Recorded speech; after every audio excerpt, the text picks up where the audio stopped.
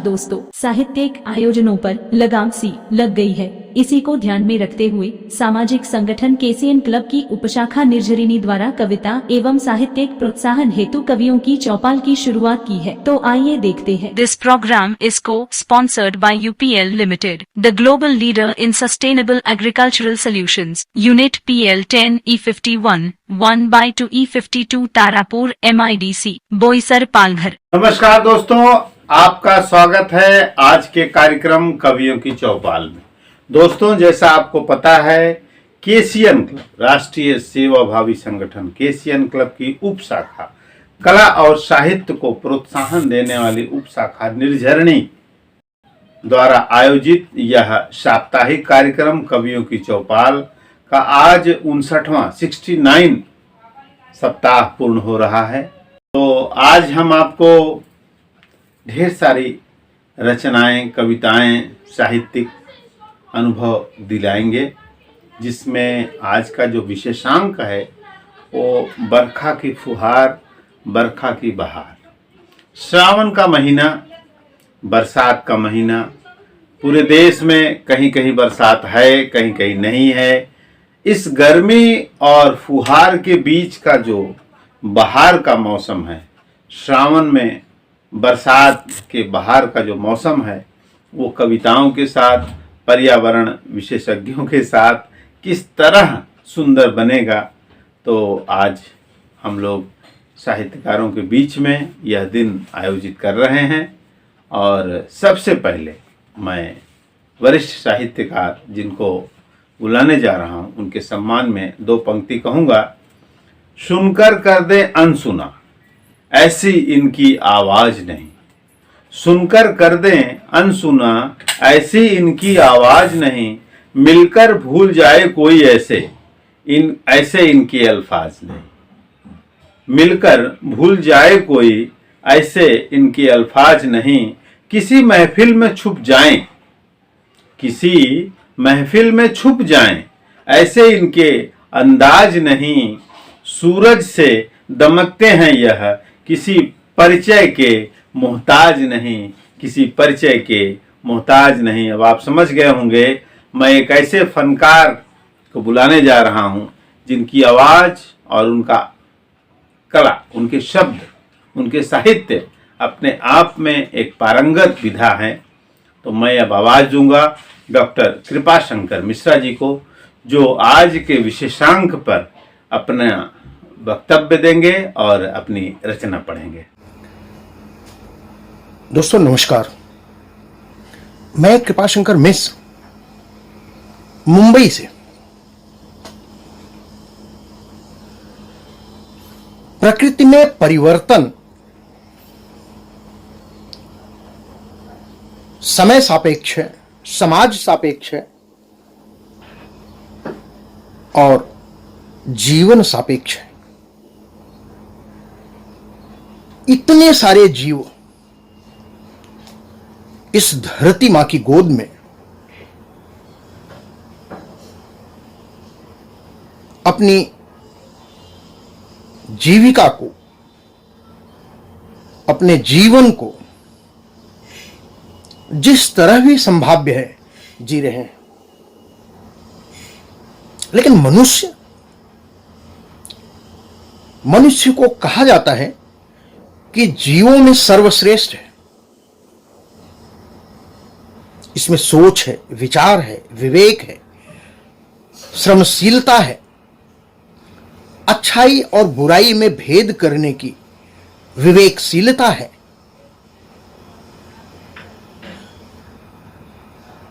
जिस तरह हमारे जीवन के आयाम बदलते हैं, हमारे पथ के पड़ाव बदलते हैं, रास्ते के मोड़ बदलते हैं, पगडंडियों के टेढ़े मेढ़े रास्ते बदलते हैं, उसी तरह से प्रकृति में भी परिवर्तन का यह स्वभाव है।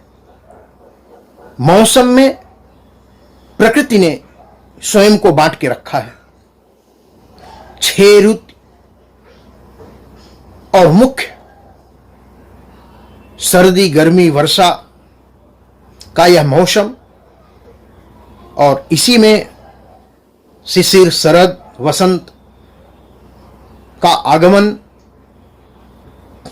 दोस्तों, यह परिवर्तन जीवन के लिए भी उतना ही आवश्यक है जितना स्वयं के जीने के लिए। इन सभी ऋतुओं में आप देखते होंगे कि जब ग्रीष्म ऋतु आती है, तपती लू धरती तपने लगती है, सूर्य देव का जो तेज है वो द्विगुणित हो जाता है।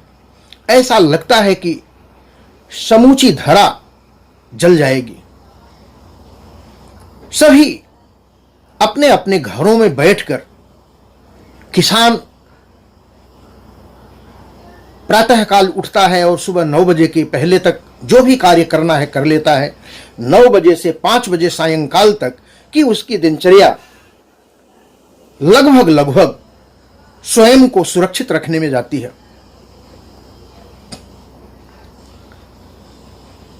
यह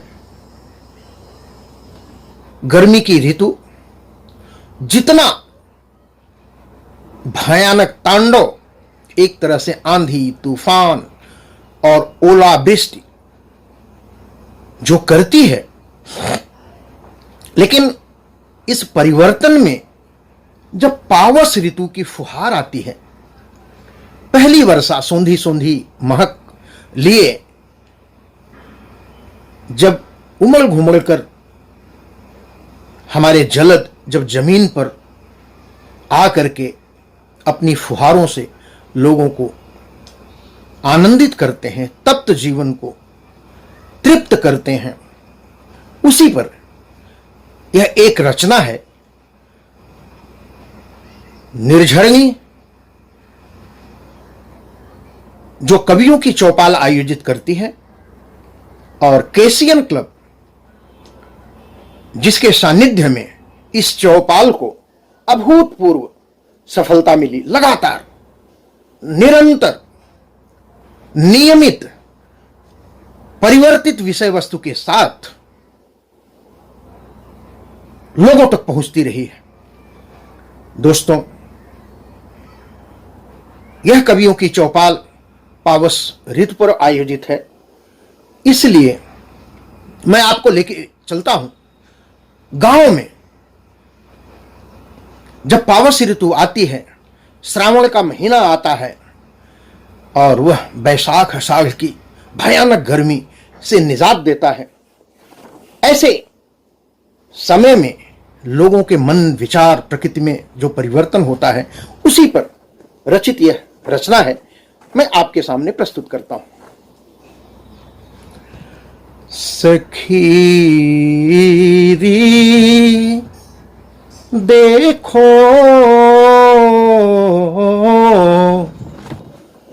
सखीरी देखो पावस ऋतु आई।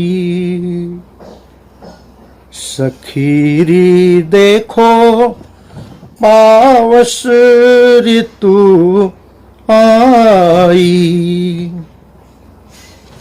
झूमे तरुवर झूमे तरुवर लिपट पवन संग।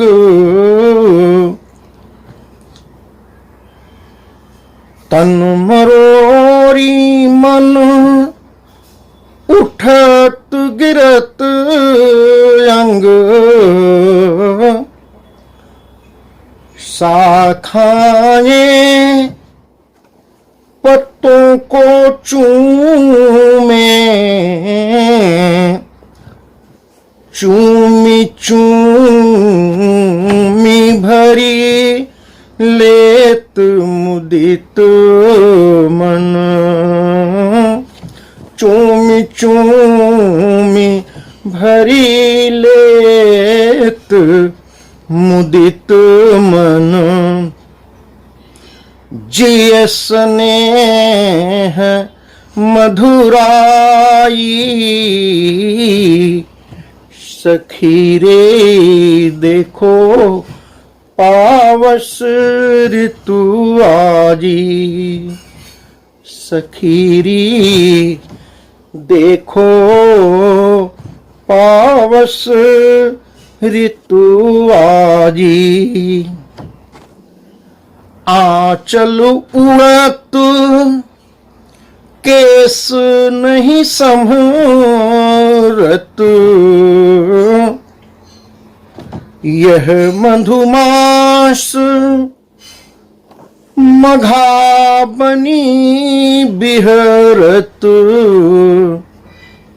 आंचल उड़त केस नहीं संभरत, यह मधुमास मघा बनी बिहरत। भ्रमर पराग काक पिक बोलत, भ्रमर पराग काक पिक बोलत। हुकी उठत हियरायती सिहरत, हुकी उठत हियरायती सिहरती। आई मदन मदनाई, सखीरी देखो पावस ऋतु आजी। तपत अषाढ़ विगत अकुलाने, तपत अषाढ़ विगत अकुलाने।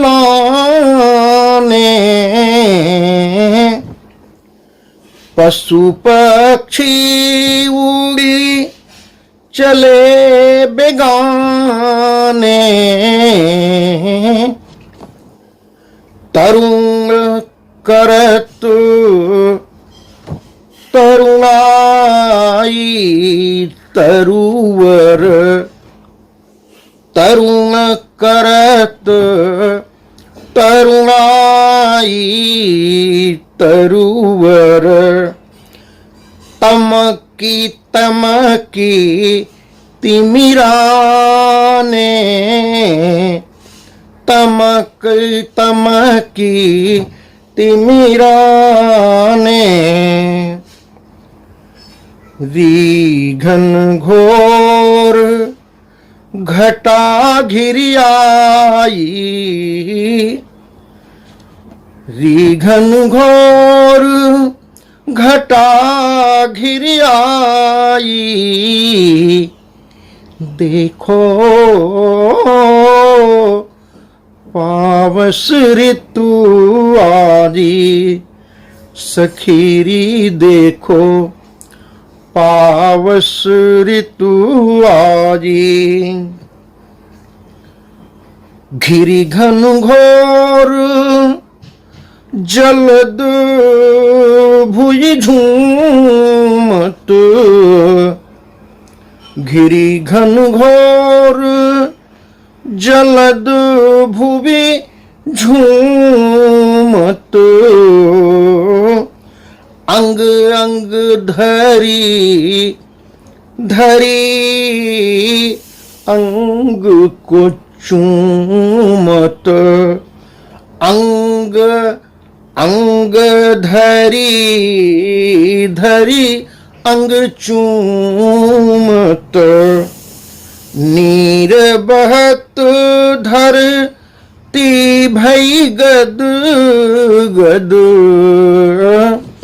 नीर बहत धरती भई गद गद। नाची गाई थिर कत थिर घूमत, नाची गाई थिर कत थिर घूमत जलद जलधि नियराई। सखीरी देखो पावस ऋतु आई। झूमे तरुवर लिपट पवन संग। तनु मरोरी मन उठत गिरत अंग। शाखाएं पत्तों को चूमे। चूमी चूमी भरी लेत मुदित मन। जिय स्नेह मधुराई। सखी रे देखो पावस ऋतु आई। सखी रे देखो, ये पावस ऋतु मनुष्य के मन की भावनाओं के अनुरूप थिरकता है। ठंडी हवाएं चलती हैं तो मन आनंदित हो जाता है। गर्म हवाएं चलती हैं तो आदमी विक्षिप्त हो जाता है। तो प्रकृति के साथ मानव स्वभाव जब थिरकता है, सचमुच की पावस ऋतु तभी होती है। तो इस रचना के साथ आप सभी का एक बार फिर से धन्यवाद करता हूं। नमस्कार, जय हिंद। बहुत ही सुंदर रचना। वास्तव में बरखा, बहार और बारिश का, पर्यावरण का सब कुछ सामंजस्य जैसा लिया है आपने।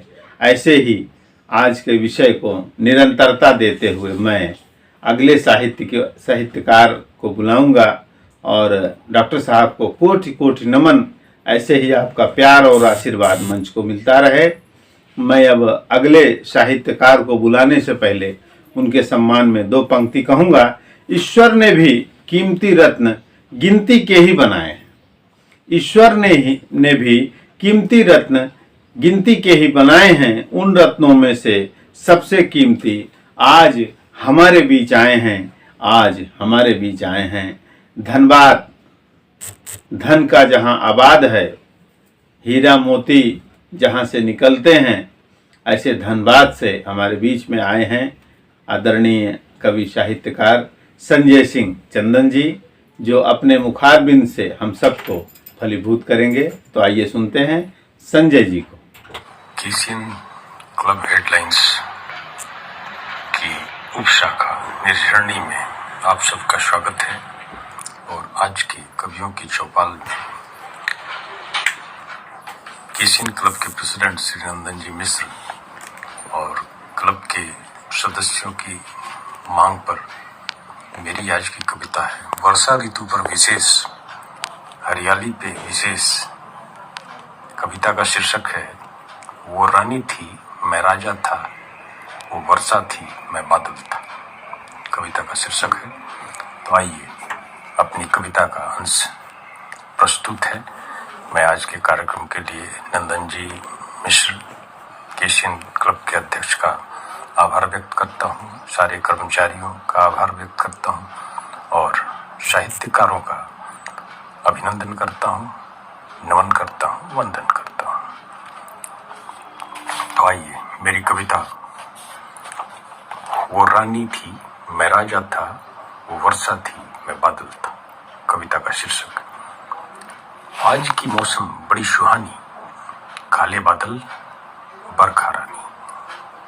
आज की मौसम बड़ी सुहानी, काले बादल बरखा रानी। रिमझिम बरसा, झरझर पानी, अजीब मस्त सी है जिंदगानी। तेज हवा है सर्द सुदामी, छलक रही भरपूर जवानी, छलक रही भरपूर जवानी। नदी नालों ने कर दी मनमानी, चारों ओर है पानी पानी। घर में कैद है प्रेम कहानी, घर में कैद है प्रेम कहानी। दफ्तर में फंसे यौवन की दशा पुरानी, सभी खड़े हैं खिड़की सटकर, कोई इंतजार कर रहा थोड़ा हटकर। बादल गरजे बिजली चमके, बादल गरजे, बिजली चमके, सड़कों पर है वर्षा भर भर के, नई जवानी छलके तरसे, बिस्तर लिपटी जमा जवानी है, बाहर पानी पानी ही है। वन्य जीव जंतु मदमस्त हुए, हर तरफ हरी हरियाली है, खेतों की पानी मेड़ तोड़ती, नदियों की धारा वेग उफानती।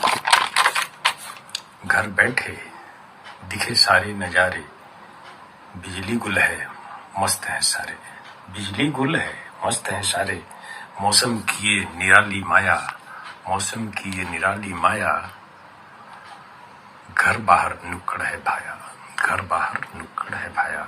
चाय की चुस्की लिए पड़े हैं, वर्षा के डर खड़े खड़े हैं, अजब सुहाना ये मंजर है, आम के वृक्ष की लटकी जवानी, सबके मन में खटकी स्वाद पुरानी, कैसे तोड़ूं कब खा जाऊं। लीची भी पेड़ों पर लटक रही है, झुंड के झुंड में लपक रही है, उसकी भी अपनी जवानी है, सबके मुंह से आता पानी है, भिंडी की अलग कहानी है, नेनुआ भर गया है पानी है, रात में मेढक टरटर बोले, दिया बत्ती पर कीड़े डोले, लड़कर इनकी यही खत्म कहानी, मयूरों की नित्य लुभाती है, मयूरों की नित्य लुभाती है, जंगल बिल से बाहर सर्प है, ये आसमान का निर्मल जल है, कोई खोजता मुर्गा बकरा, बुढ़ों में बचपन अधकचरा, कहीं छोले भटूरे इमली पानी है, कहीं बार बार चाय की प्याली है, मस्ती में बरसा रानी है, कहीं इसी बहाने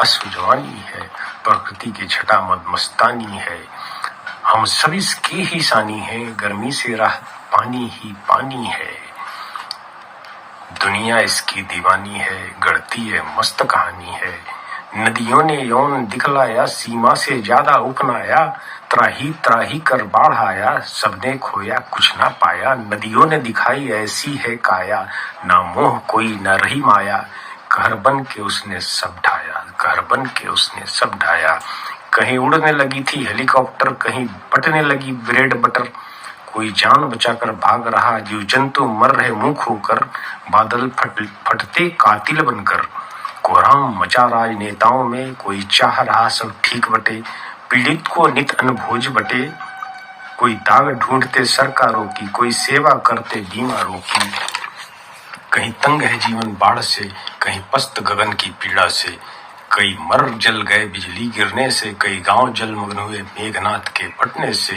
यह बाढ़ भीषण हाहाकार भीषण, फिर भी मस्ती का आलम है, वर्षा में भी खुला मदिरालय है, छतरी लेकर निकले घर से, दारू पीकर बने सिकंदर, कोई देसी का ज्ञान बांट रहा, कोई अंग्रेजी शान छाट रहा, सबको चढ़ी थी अब ये मस्ती, देसी दारू हो गई है सस्ती, कुछ ने अंडे को तलवाया, कुछ ने मुर्गे को सिकवाया, मिल बांट कर सबने खाया, मदिरा पिया खूब छलकाया, गिरते पड़ते फिर घर आया, सपने में थी उसकी सब काया, बीवी के संग लिपट गया, कब सुबह हुई कब रात गया, फिर नया नया यूं जोश आया, कोठे पर गिरा जवानी था, सब सपने थे वो भरमाया, सपने से पानी पानी था, मौसम का यही तकाजा था, बादल वर्षा बर्फानी था, मदमस्त हवा तूफानी था, कहीं रानी थी कहीं राजा था, वो वर्षा थी वो बादल था, वो वर्षा थी वो बादल था। धन्यवाद, नमस्कार। बहुत ही सुंदर रचना, बहुत ही सुंदर रचना। और आपने रचनाओं में आज जो बरखा के वक्तव्य को रखा है, जिसमें आपने नशा हो और जीवन की हर उस शैली को डालने का प्रयास किया है, बड़ा ही सुंदर तारतम्य, मेढक से लेके पेड़ों की खुशबू तक, मिट्टी की खुशबू तक का संयोजन किया है, बड़ा ही सुंदर और बहुत ही सुंदर रचना। मैं कोटि कोटि नमन करते हुए ऐसा आशा करता हूं कि आपका आशीर्वाद इस मंच को और संचालक को निरंतर प्राप्त होता रहेगा। अब मैं कार्यक्रम को आगे बढ़ाते हुए अगले साहित्यकार जिनको बुलाने जा रहा हूं उनके सम्मान में 2 लाइन कहूँगा। मीठी बातें और चेहरे पर मुस्कान, मीठी बातें और चेहरे पर मुस्कान, ऐसी ही अतिथि हैं हमारे महफिल की शान, ऐसे ही अतिथि हैं हमारे महफिल के शान। अब मैं आवाज दूंगा वरिष्ठ कवि आदरणीय नवीन कुमार झा जी को, जो झारखंड से हैं, बड़ी ही सुंदर रचनाएं देते हैं। तो आइए सुनते हैं। नमस्कार मित्रों, आज आप लोगों के समक्ष प्रस्तुत हुआ हूँ अपनी नई कविता के साथ। इससे पहले कि मैं अपनी कविता आप तक पहुँचाऊँ, मैं केसीएन क्लब के उप शाखा निर्धरणी कवियों की चौपाल के समस्त आयोजनकर्ताओं का हृदय से आभार व्यक्त करता हूँ। साथ ही केसीएन क्लब KHTV के राष्ट्रीय अध्यक्ष श्री नंदन मिश्र जी का बहुत बहुत आभारी हूँ, जिन्होंने मुझे राष्ट्रीय कार्यक्रम में अपनी रचना के प्रस्तुति का अवसर दिया। देश के तमाम प्रबुद्ध साहित्यकारों का हार्दिक अभिनंदन करता हूँ। मित्रों, आपके समक्ष आज जो मैं अपनी कविता प्रस्तुत करने जा रहा हूँ, उसका शीर्षक है पक्षी उवाचा। मैं तो आज़ाद हूँ, मैं तो आज़ाद हूँ, मेरा न कोई निश्चित ठिकाना है, मेरा न कोई निश्चित ठिकाना है। ढूंढ लेता हूँ अपना ठिकाना। दूर गगन तक मेरा आना जाना है, दूर गगन तक मेरा आना जाना है। दिनकर के आगमन पे मुझे उड़ जाना है, गोधूली बेला में मुझे लौट आना है। जहाँ मेरा ठिकाना है, जहाँ विश्वास दिखा जो मन को भाया, जिसने दिल से लगाया उसी से स्वयंवर रचाया। एक जीवन साथी सुख दुख का साथी मिला। आहार मेरा वही पुराना, चुन चुन कर खाना है। आहार मेरा वही पुराना, चुन चुन कर खाना है।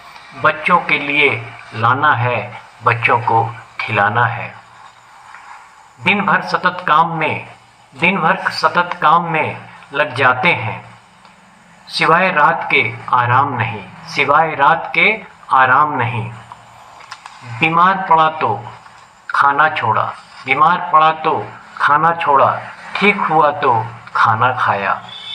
ऐसे ही रोग को दूर भगाया। परिश्रम करके खाता हूँ, ऐसे हृदय किडनी के रोग से बच जाता हूँ। दाने चाहे कितने भी हों, उतना ही खाऊं, जरूरत जितनी हो। चंद दाने लेकर उड़ जाऊं, अपने बच्चों को खिलाऊं। हम लोगों में कोई जात पात का भेद नहीं, कभी मंदिर तो कभी मस्जिद में बैठ जाऊं। पेड़ एक आकार और प्रकार में हम सब अनेक,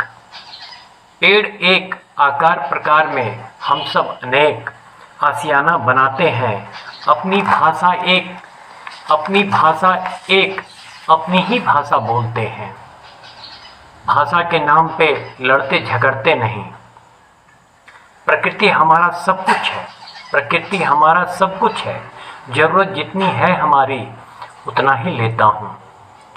पर्यावरण के अनुकूल अपना घोंसला बनाता हूँ, अपने को सुरक्षित पाता हूँ। पर्यावरण के अनुकूल अपना घोंसला बनाता हूँ, अपने को सुरक्षित पाता हूँ। मानव से भय खा जाता हूँ, जो प्रकृति को दूषित कर रहे हैं। हमारे समाज के संख्या को आए दिन कम कर रहे हैं। वो एक पेड़ काटते हमारा 100 परिवार बिखर जाता है। उससे भय खाता हूँ जो खुद बड़े कमरे में रहता है, हमें छोटे से कारागार में कैद कर रखता है। उससे भय खाता हूँ जो बड़े कमरे में रहता है, हमें छोटे से कारागार में कैद कर रखता है। अपनी आज़ादी के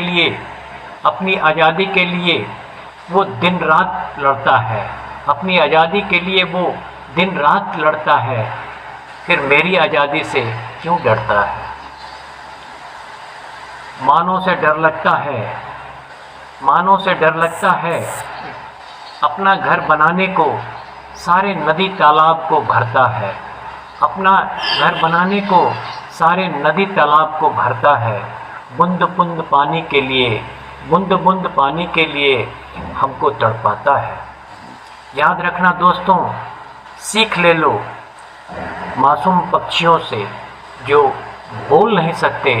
आज मैं उनकी मना स्थिति को आप तक पहुंचा रहा हूं। किसी से दिल लगाने से अच्छा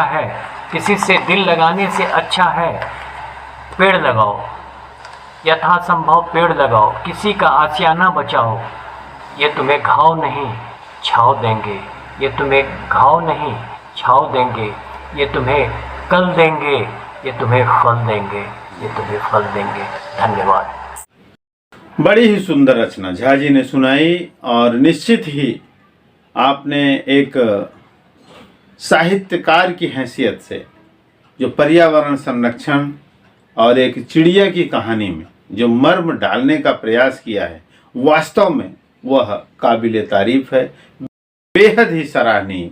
मैं मंच से कोटि कोटि नमन करते हुए मैं वंदन करूंगा कि ऐसी रचनाएं मंच पर निरंतर आती रहें ताकि लोगों को पर्यावरण संबंधित प्रेरणा भी प्राप्त हो।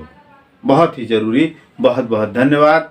अब मैं कार्यक्रम को आगे बढ़ाते हुए अगले साहित्यकार और कवि जिनको बुलाने जा रहा हूं उनके सम्मान में 2 लाइन कहूंगा। अतिथि देवो भव कहती ये भारत की धारा, अतिथि देवो भव कहती ये भारत की धारा, स्वागत करके आपका निभा रहे हम ये परंपरा। अब हम बुलाएंगे उड़ीसा से मोतीलाल दास जी को जो अपनी रचना के साथ मंच पर आ रहे हैं। नमस्कार, आप सभी का कवियों के इस चौपाल में हार्दिक स्वागत है जो केसीएन क्लब की साहित्यिक उप शाखा निर्झरनी द्वारा संचालित की जाती है। इस अवसर पर आपके लिए पेश है एक गज़ल, गौर फरमाइएगा। अर्ज किया है, मेरी तमन्नाओं की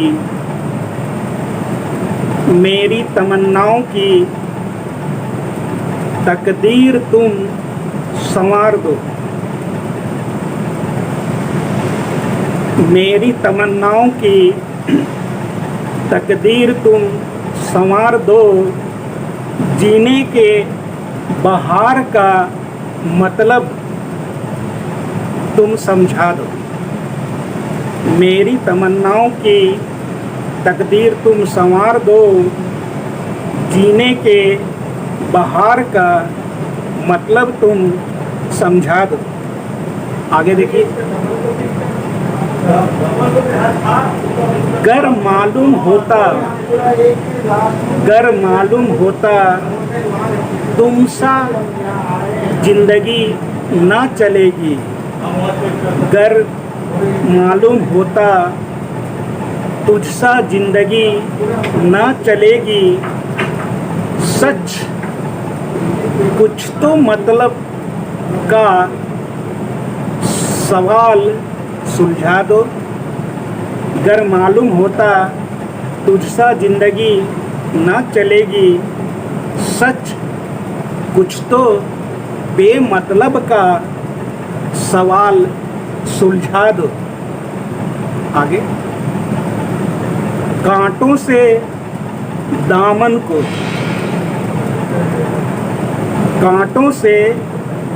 को बचाता जिंदगी उधड़ गई, कांटों से दामन को बचाता जिंदगी उधड़ गई, उन कांटों को फूल बनाने का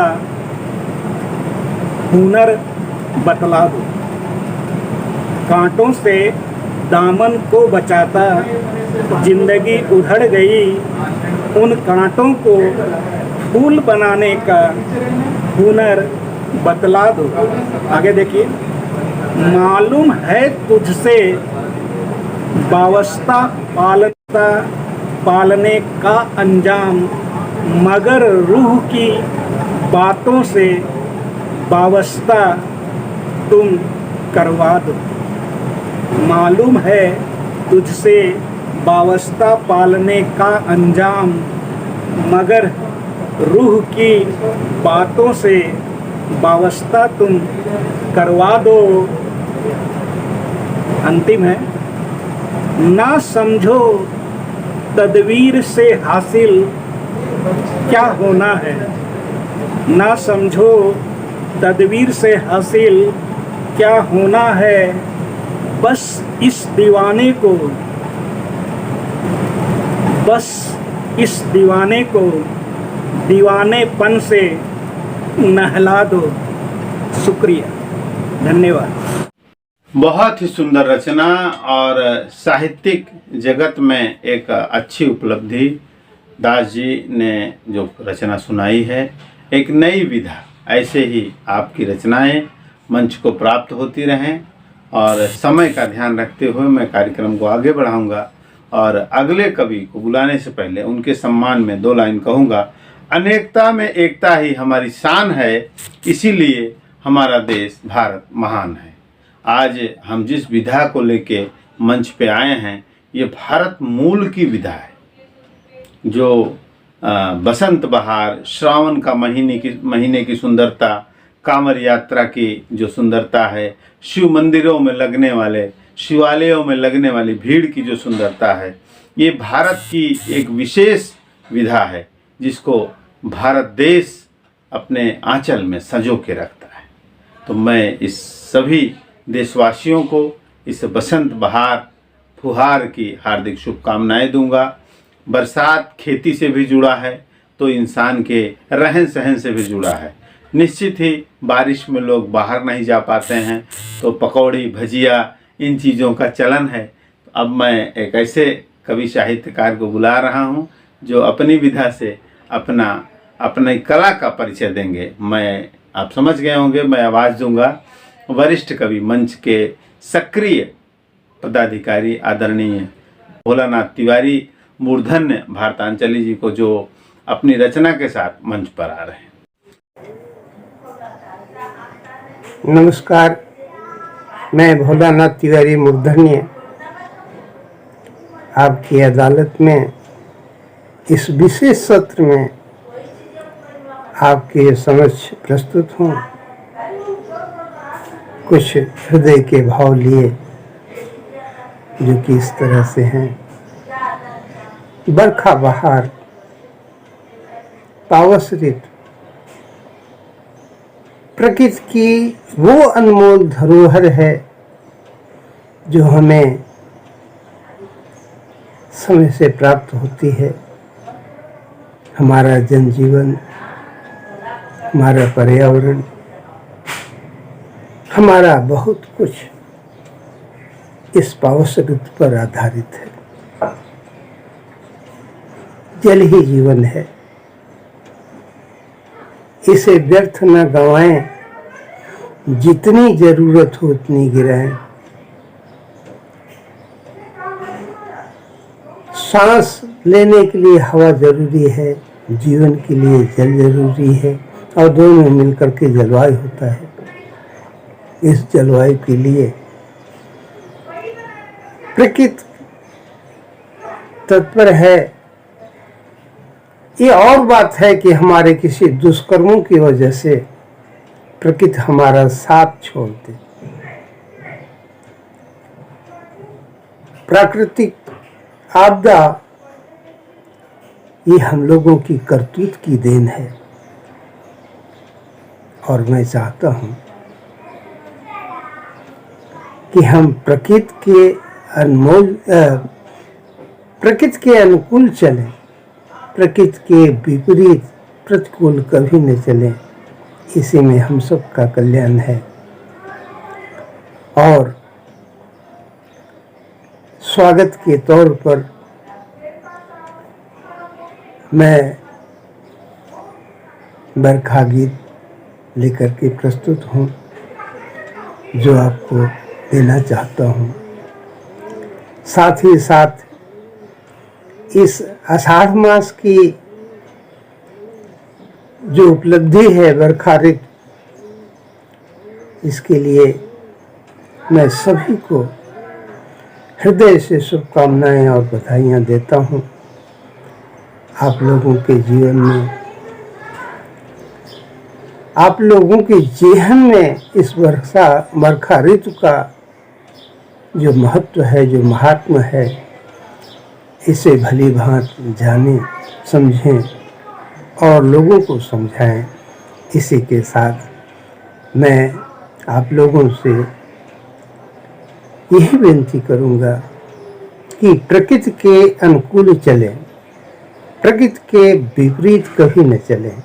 और इसी पर आधारित हमारी आज की चौपाल में पावस ऋतु है, जो मैं आप लोगों को पेश कर रहा हूँ। जेठ क आगी बुताई आषाढ़, जेठ क आगी बुताई आषाढ़, किसान क प्यास बुझावत बाटे। जेठ क आगी बुताई आषाढ़, किसान क प्यास बुझावत बाटे। सूखी पड़ी धरती नद पोखरी, सूखी पड़ी धरती नद पोखरी, पानी क बूंद भरावत बाटे। बयारी बहे पूर्वाझक झोरी, बयारी बहे पूर्वाझक झोरी, आगमनिक देखावत बाटे। हर साई मूर्धन्य कहे मन की, ऋतु पावस आई जुड़ावत बाटे। हर साई मूर्धन्य कहे मन की, ऋतु पावस आई जुड़ावत बाटे।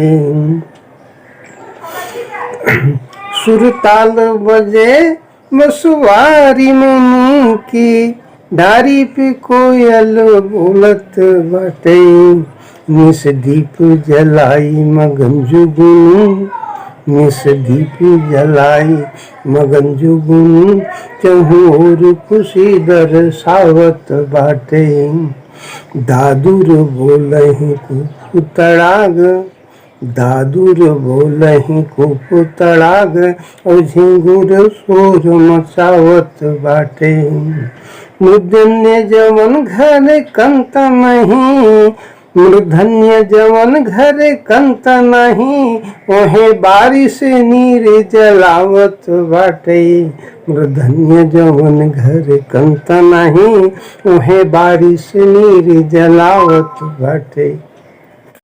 बहुत ही सुंदर कार्यक्रम और बहुत ही सुंदर नियोजन। आज के सभी कवियों ने अपनी अपनी रचना का जो संयोजन किया था बरखा बहार विशेषांक पर, बहुत ही सुंदर।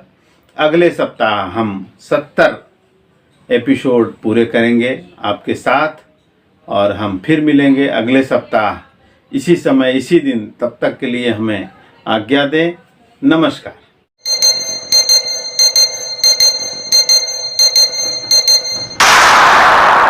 This program is co-sponsored by RT Industries Limited to emerge as a global partner of choice for leading consumers of specialty chemicals and intermediates. MIDC Tarapur, Maharashtra 401506.